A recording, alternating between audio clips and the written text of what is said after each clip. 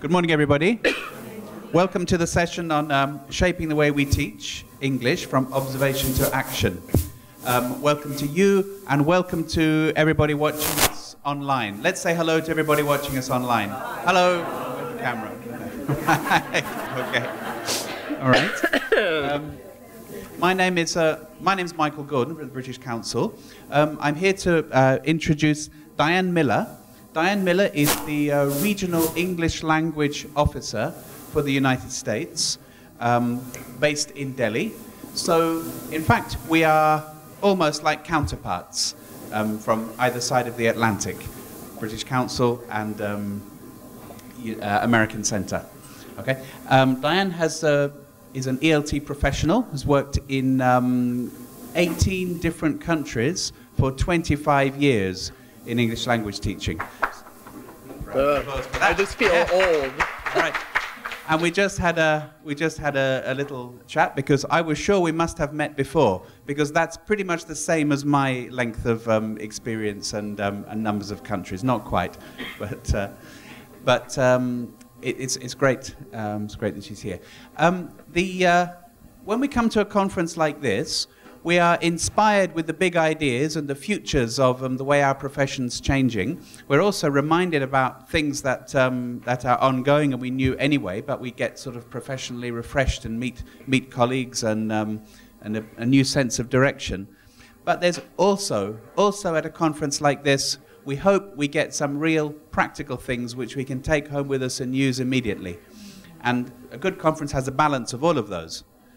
And I think we're achieving that in this conference. Yeah. Today, right now, though, this is really in the practical. This session, you will get something very practical and very useful.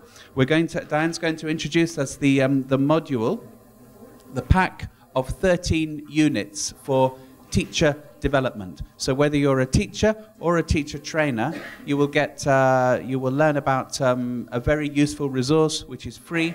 It's in a paper pack. It's online resources, CDs, webinars, a very complete and professionally produced and new resource that the American Centre has produced.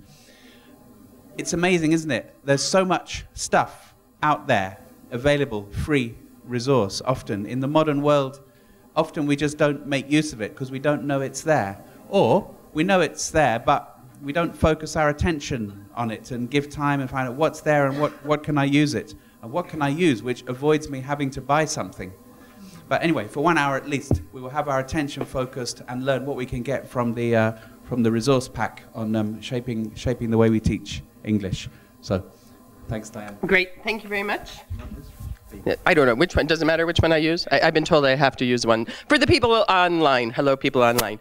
Good afternoon. Welcome to the session. As Michael graciously introduced me, my name is Diane Millar, and I am the Regional English Language Officer at the American Centre in New Delhi, and I am responsible for the US government's English language programs in all of India, Afghanistan, and Bhutan. So that is my job.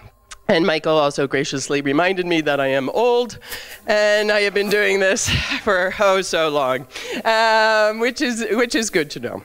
Old but experienced, I think, is somehow there. Okay, before we begin, I would like to point out the 2 takeaway messages that you really need. And basically, you could write these things down, and then you could go to a session that's more interesting than mine. And if you want to do that, that's right here. Okay, so www, Facebook. Everybody is a member of Facebook, yes? Okay, even my grandmother is Facebooking now.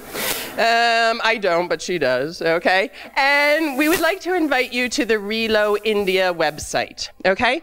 This is a website for teachers of English in India, and we post, my colleague Shweta Khanna, who is right there, yay! Shweta is a master Facebooker, and she posts very useful and practical websites and information for English language teachers on that website every week. So I invite you to go there. And I also invite you to go to the next one, which I will then tell you about. Okay, the next one that you want to know about is called AmericanEnglish.state.gov. Okay? American English, one word, AmericanEnglish.state.gov. We don't care if it's capitalized or not. Okay? This is our website produced by the US government, okay, for teachers of English all over the world. Okay, so this is not specific to English language teachers in India. This is for teachers all over the world. And on this website, we have different sections, okay? We have sections for teachers, we have sections for students, and we have another section about American culture, if you happen to be interested in American culture. All of the materials on the website are free. All of the materials on the website you can download, okay? So they tend to be PDF files, MP3 files of songs. Maybe you like music in your classroom. You can download the song, you can download the lyrics, you can download the worksheets that go with the songs. So please check out AmericanEnglish.state.gov. The next one is Relo India, okay? And as I explained in the beginning, the Facebook page, this is only for Indian English language teachers, okay? If a student tries to join, we say, we love you very much, goodbye, okay? We don't let them join. If a physics teacher tries to join, we say, we love you very much as well, but I have no idea what you teach, so goodbye. And we send them over there, okay? So this is a closed community of English language teachers, and we invite you not only to join the page, but also to contribute to the page. So if you find a cool website or you find a neat resource that you think is useful for other teachers in India, then you can go on to the website and you can share that with other teachers. So we invite you to become part of this community. Okay. As Michael said, today I'm here to talk a little bit about a resource that we have for teacher training. How many of you train teachers? How many of you teach teachers? Okay, very good. Okay, and how many of you are teachers? Yay, teachers. Okay, how many of you are students or grad students or scholars? Yay, grad students. We love grad students. How many of you are maths teachers? Okay, anybody teaching math, you can go somewhere else because I'm not very good at math. Okay, so we won't do that. All right. All right, so this book is actually designed for teacher trainers, but I think also as a teacher, there are things in there that are valuable. You can sort of self-train yourself, okay? So let's start with some discussion questions, okay? So what I would like you to do with the people next to you, your partners, your wing partners, okay? Maybe groups of 3, okay, 3 together. I'm going to give you about 5 minutes to discuss these questions, okay? So thinking about yourself and thinking about your own learning, try to discuss these questions. So go ahead, get into groups, please. I'll set that there. Okay. So maybe 1, 2, 3 there. Maybe over there. 1, 2, 3 there. 2 together there. Oh, sir, come talk to these beautiful ladies.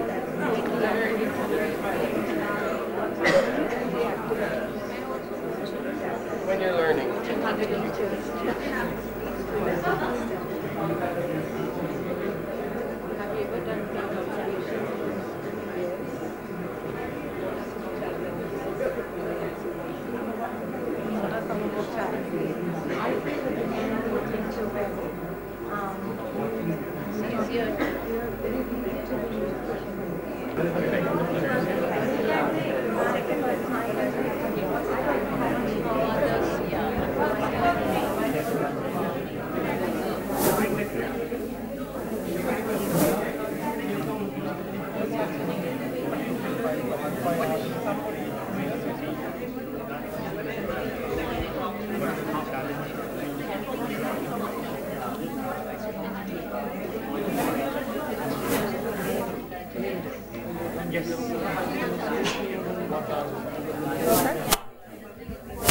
Okay, let me interrupt you there. The great thing about teachers is if you get teachers talking, they'll talk all night. Yeah?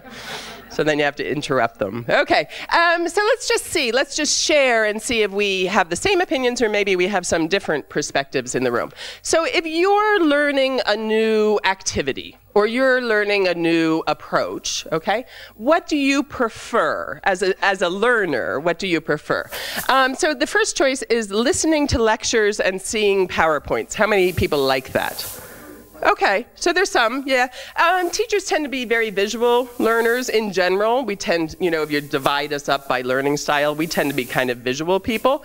So many people like the PowerPoint. How many people like actually doing it? Okay, so a little bit more kinesthetic, okay? And maybe you learn from the student's perspective by actually doing things and not just looking. How many of you like reading? We're the readers. Okay, the more academic, the grad students. I read, yeah. And how many of you actually like watching other teachers?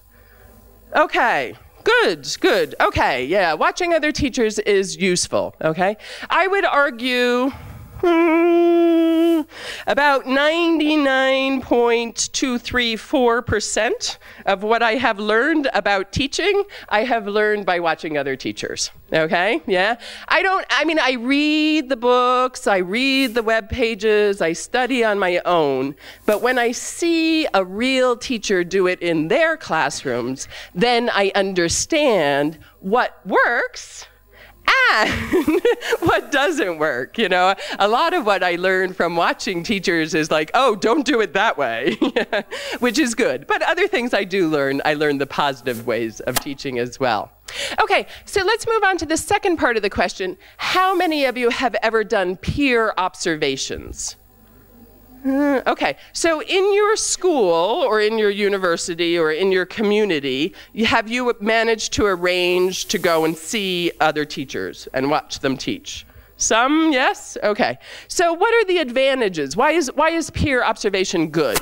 Why is that a good thing to do? You learn from them, okay. Sharing ideas. What's the advantage of seeing a real teacher in a real classroom? What are the good things? Yeah?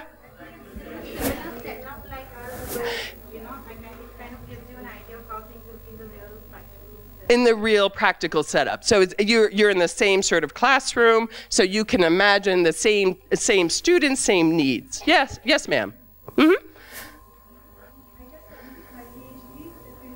Okay. One of the findings of my research was that, for example, it was communicated to methodology course. First, when trainers said, okay, you have to use only English in the classroom, all the teachers were on reading. They said, no, this is not going to work in my classroom. But when they went and they observed an experienced teacher, and they saw that the they could do it. The beginners, yeah. that they changed their attitude and perspective. Okay. Very powerful. Okay, so just summarizing for the people at home, PhD student who just completed her research to show that actually peer observation actually changes teachers' behavior better than just reading about it or something. So thank you very much for that. Okay, but is peer observation easy to do? Is it easy to organize? It's intimidating. Oh, I don't want her going, oh, somebody's going to look at me. Yeah, I don't want that. How many of you like being observed? I love being, you like people in your classroom. Okay, you don't mind. Okay. How many of you, it makes you a little bit nervous? Be honest. Me. It makes me nervous. I don't want somebody in my classroom. I'm not a good speller. I might misspell something. It'd be bad. You know, they'd laugh at me. How many of you have enough free time to regularly go maybe once a month and do peer observations? You have time? No, it's complicated. We're all busy. We're all teaching at the same time. We have the same schedules. How can you go and observe somebody else? Okay, so there are good things about it, but there are problems in doing it. So what the US State Department has done is we have designed Shaping the Way We Teach, okay? We have two manuals, two pieces. This is the first one, which was launched about 5 years ago. This has videos of real teachers in real classes, okay, in Egypt, in Costa Rica, and in the United States, okay? But they're real teachers with real students. It's not scripted. It has an instructor's manual, short videos, about 4 minutes, 5 minutes each, okay? And supplementary readings, okay? This is all in this package, Okay? This is the older package of materials, and it's divided into different modules. Things like integrating skills might be interesting for teachers here. Managing large classes, that's a very important thing in India. Alternative assessment. A lot of you are now grappling with CCE and how to do alternative assessment. Okay? So that's this package. This is the first package. This I'm not going to give you today, because this is 5 years old, okay? But this is completely free and available on American English, okay? So you go there and you can just download and print the entire manual, okay? For the videos, you need to go to this webpage, okay? So everybody get your camera out. I love this. Every cell phone, click, click, click, click, okay? OELP-U Oregon, OELP, Office of English Language Programs, University of Oregon.edu for education /shaping, okay? This is the first package that was developed 5 years ago, okay? All of the videos are there.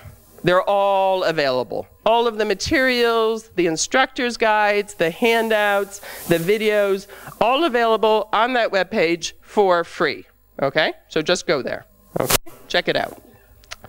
Okay, but now, 5 years later, many of the teacher trainers that we worked with said, okay, it was good, but the videos were too short, yeah? We actually want to watch a whole class, okay, from beginning to end. We want to see the full-length videos, not just little short clips, okay?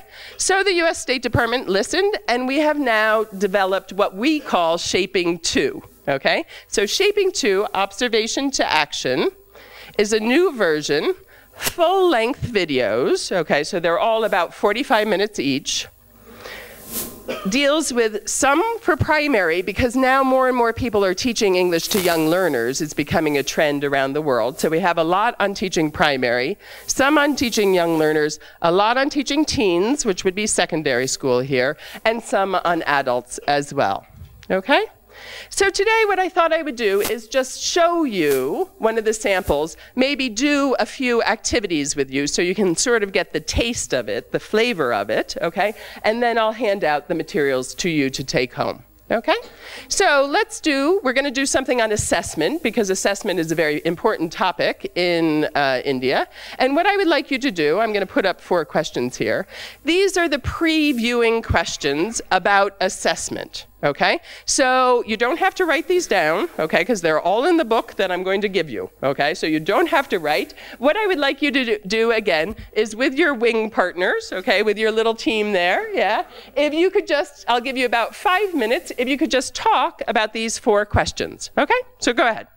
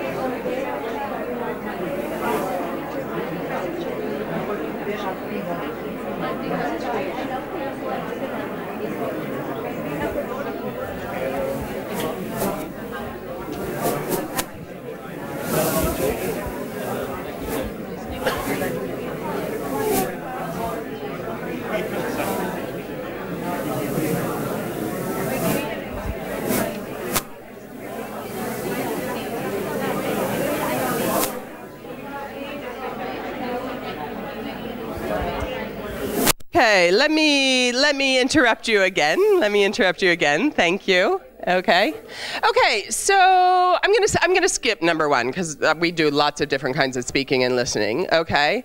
I'm gonna skip down to the third question, which I think is actually one of the trickier questions in our profession. Yeah. So how do you assess? We do lots of activities in our classroom that are listening activities, and we do lots of activities in our classroom that are speaking activities. But now our school principal and the government system has said you have to assess those skills, right? So how do you assess your students' speaking and listening skills? What do we do? Especially in a class of 125 or whatever you have in there. How do you guys assess? How do you assess speaking? Anybody? One is that Yes, please. clear about what they're being assessed on. Okay, so how do we do that? Probably I put down rubrics. Which Okay. for me to To set out what they are. Okay, yeah. depends on what the task is. So we need to know that. Okay, all right. So setting out a very clear task with a rubric. These are the things you're going to be assessed on: pronunciation, fluency, something, something, something. Yeah, very good. What else, sir? Yeah. Picture description Okay, so that's a task. And how do you give the assessment? by reference to a set of criteria. Okay, so the criteria are set out in advance. Okay, and do you do it one-on-one or do you do it in groups? Do you go one person, one? One-on-one, okay, and you don't sleep at all. You're always just, yeah. Small class, she has small classes. Okay, so she does one-on-one in small classes, good. But in a big class, it gets tricky, doesn't it? One-on-one, it takes a lot of time, yeah. But we do have to do it.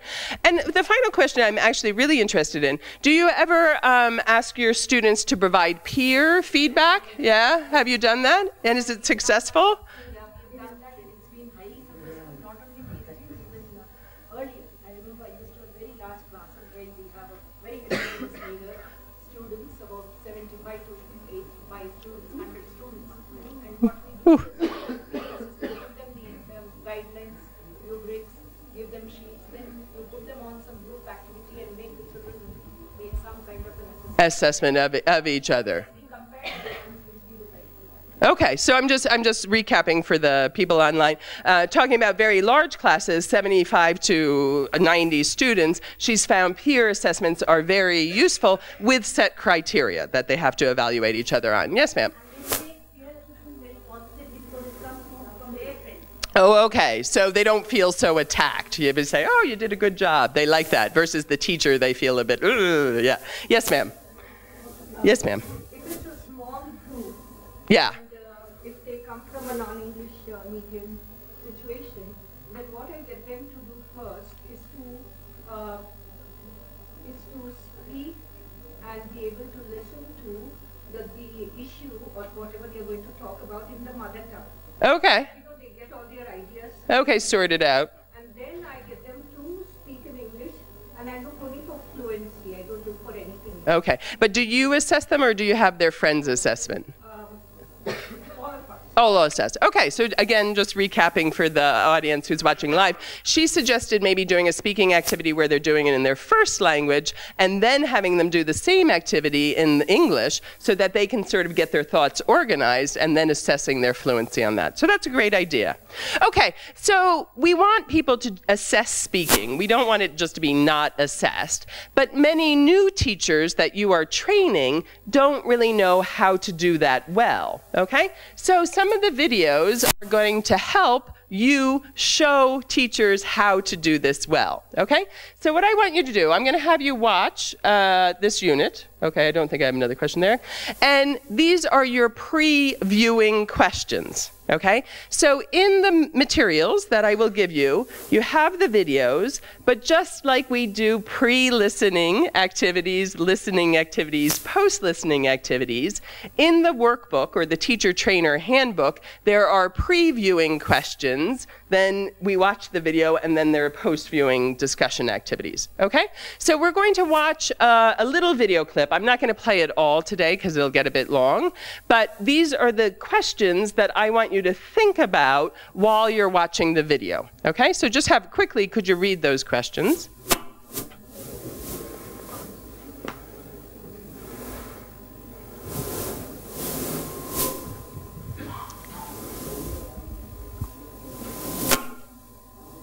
Okay.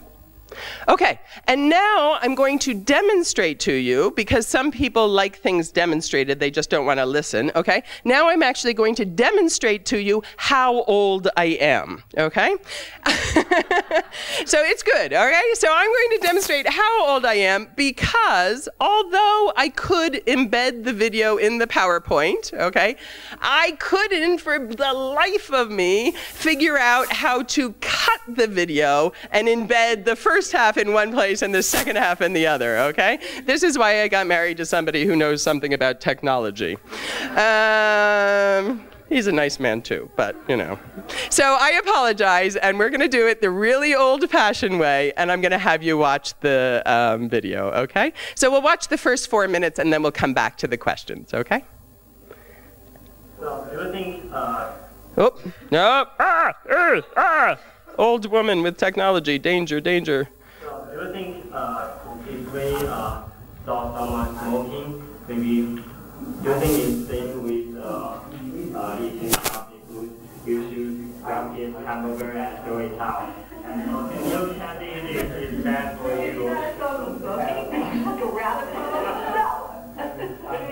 I may have Oh. Is the volume okay? Alternative assessments has a lot of benefits because it tests what the students can do with the language perhaps more accurately than most pen and paper tests. Learning to lead a discussion teaches them what a discussion is, what is the shape of a discussion, teaches them really to anticipate what might come in a discussion. And so that's really the goal, to make them excellent discussion participants. This group discussion for me is very interesting, and this is challenging for me because this is my first time to take part in the group discussion. Group leader and the discussion program in our AEI is really special because when I was in China, I don't know there is a lesson form like this.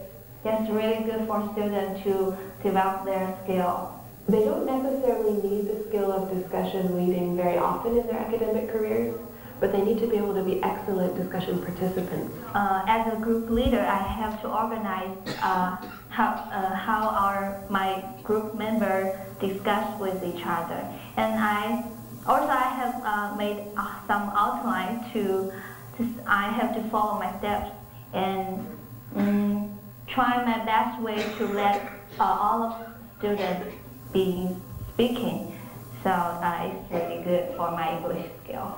Today our topic is how can we reduce the problem of increasing population.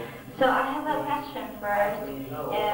If there are too much population in your country or your city, so do you want to move out, or you will think about the problem and want to solve it. So if you want to move out, raise your hand. And so you guys want to solve the problem. Why do you want to move out? The steps on a given day when we're discussing are basically set up and go. Divide the groups, remind them their goals, and set them off to go. Do you remember what your goals are? Let me remind you about your goals. One is to be clear, and if it's not clear, to help make it clear. One is to include everyone, make sure everyone speaks and about equally. Help people respond to each other, not only to you, and keep track of time.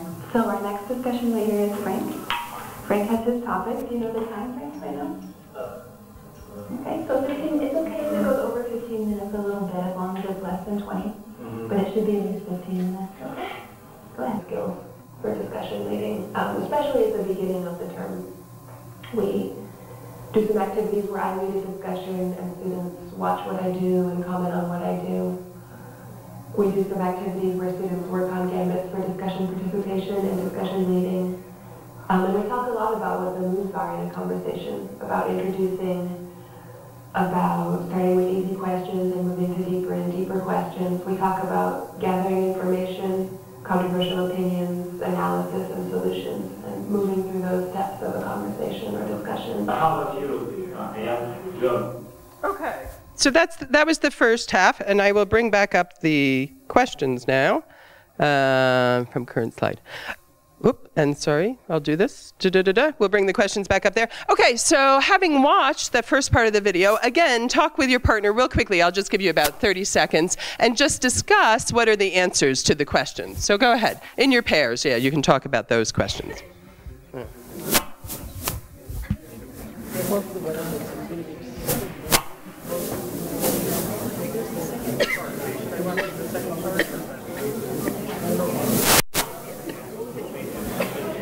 Let me interrupt you there. Let me stop you again. Okay. I'm not actually going to ask you the answers to these because you know the answers to these because you are the trainers, you are not the teachers, right? But if we were using these materials with the teachers as the trainer, you would go through the answers so that the new teachers learning these methods could have the answers. Okay? What did you think of that video? What did you think?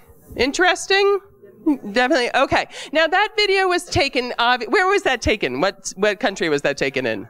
China. You would think it was taken in China. Where was it actually filmed?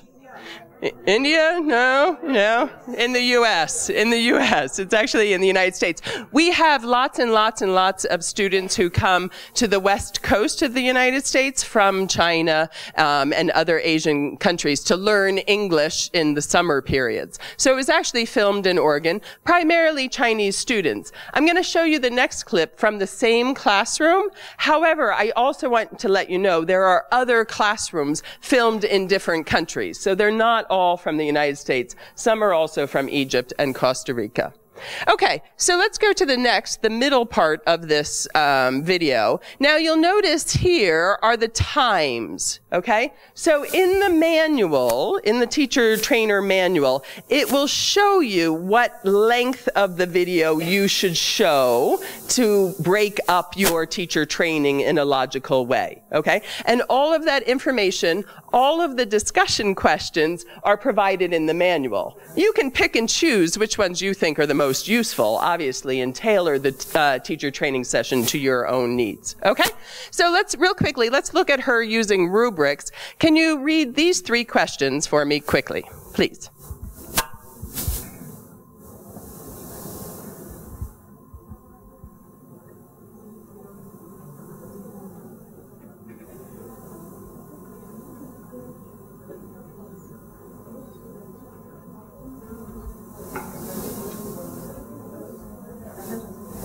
Okay, so now what I'll do is I'll watch the next part of the video, and I just want you to think about what does the teacher say and what do the students say about peer assessment, okay? Again, showing my old age. Go up here. Okay. I think company strategy helps people because if people start doing self, they hands-on learning. Parents should aware that there are children that are empathy for them, and actually this is how to stop them because children competing together. But they should tell their children the school is unhealthy for you, and you have to limit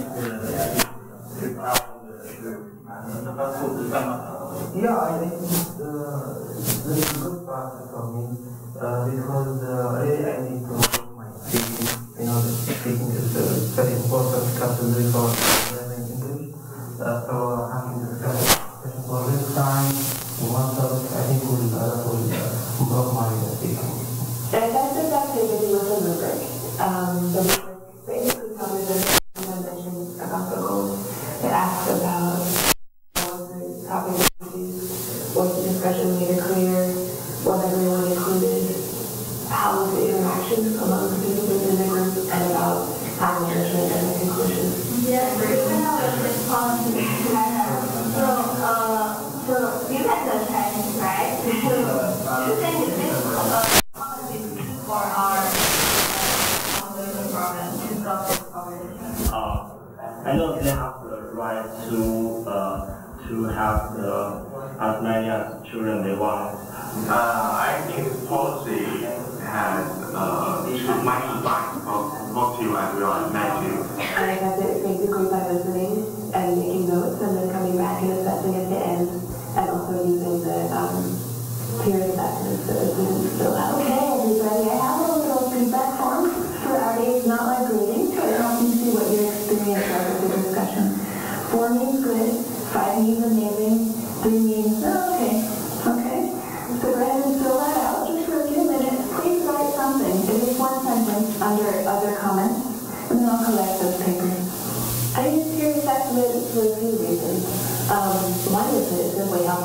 to assess more accurately. One challenge for me in this activity is that I need to have two groups discussing at once. So, of course, I'm 100% on listening to two things at once and taking notes on two things at once.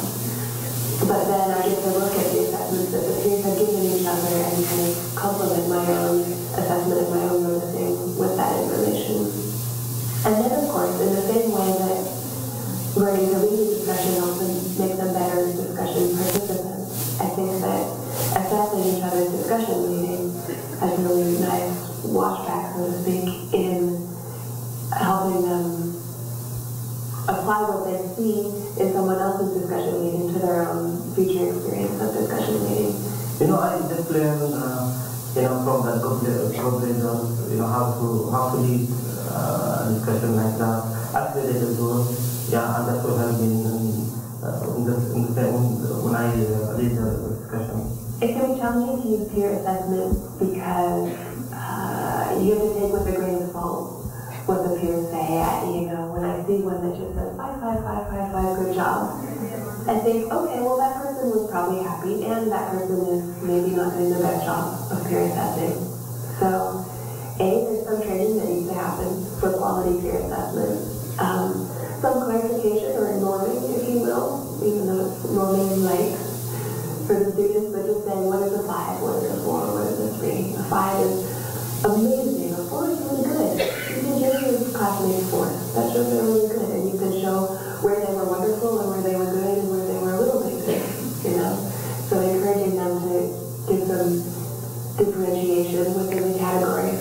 Because I just saw many students give me some recommendation is really good because I cannot focus on my mistakes. So they give me the recommendation I can improve, focus on the problem, and I cannot see it.